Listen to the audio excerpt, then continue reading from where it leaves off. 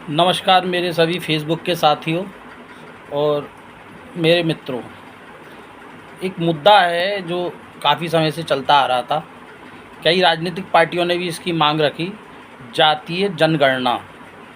तो इसकी सर्वप्रथम मांग आदरणीय अखिलेश यादव जी ने रखी थी कि हम जातीय जनगणना के पक्ष में हैं कि एक बार जनगणना हो जाए जातीय, तो पता चल जाए कितनी तादाद में किस जाति के लोग हैं, तो उसके हिसाब से सामाजिक न्याय के हिसाब से उनकी गणना हो जाए, तो उनकी हिस्सेदारी भी तय हो जाए।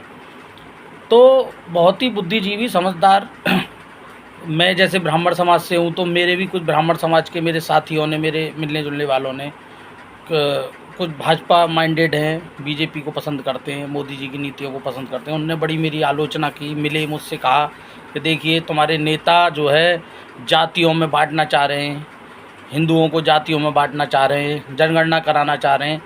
तो मैंने उनसे कहा, मैंने कि इसमें बुरा क्या है अगर जातीय जनगणना हो रही है? वैसे भी गांव में, शहरों में, मोहल्लों में वैसे भी गिनती हो जाती है किस समाज के किधर कितने लोग रहते हैं।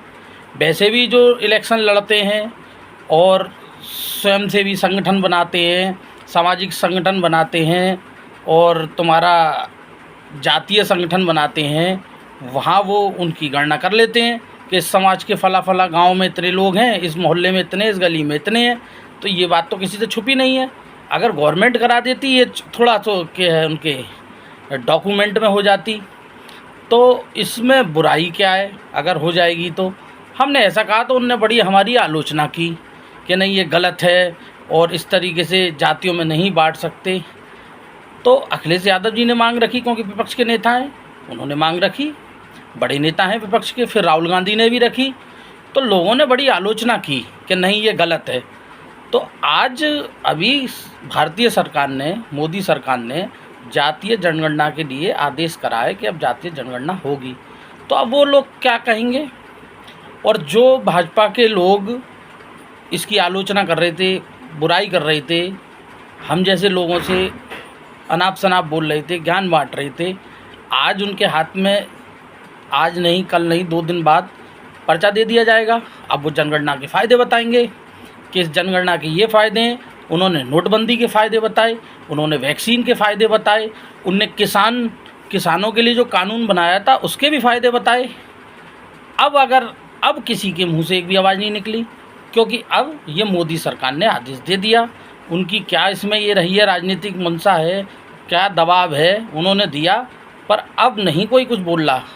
विपक्ष का अगर कोई नेता बोले कोई बात को, या कोई दूसरा बोलता है जो आपको आइडियोलॉजी को नहीं, आपकी नीतियों को नहीं पसंद करता, तो तुम उसको भला बुरा कहते हो, उल्टी सीधी बात करते हो। अब ये तुम्हारे हाथों में पर्चा दे दिया जाएगा और तुम खुशी खुशी घर घर जाकर लोगों को जनगणना के फ़ायदे बताओगे। और फिर जनगणना हो रही है, इसमें बुराई क्या है भाई? जो भी नागरिक हैं उनकी भी जनगणना होती है, जातीय भी हो जाएगी, तो इसमें बुराई क्या है? किसका नुकसान हो रहा है इसमें? जो जितने हैं उतने ही लोग रहेंगे। तो इन चीज़ों से आपसी प्यार भाईचारा में दरार आती है।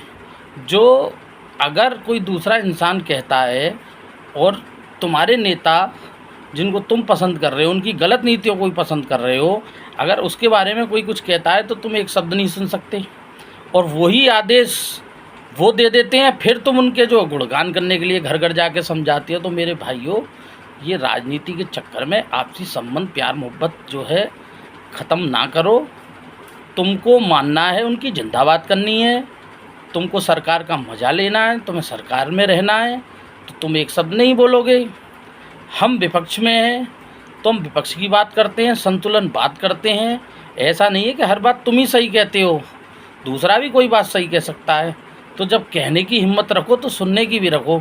मैं किसी की आलोचना नहीं कर रहा, ना मैं सरकार की आलोचना कर रहा। मैं तो इस बात की बधाई देता हूँ उन सभी लोगों को जो दूसरे पार्टी के लोगों से, दूसरे नेताओं से, उनके समर्थकों को जातीय जनगणना पर ज्ञान देते थे।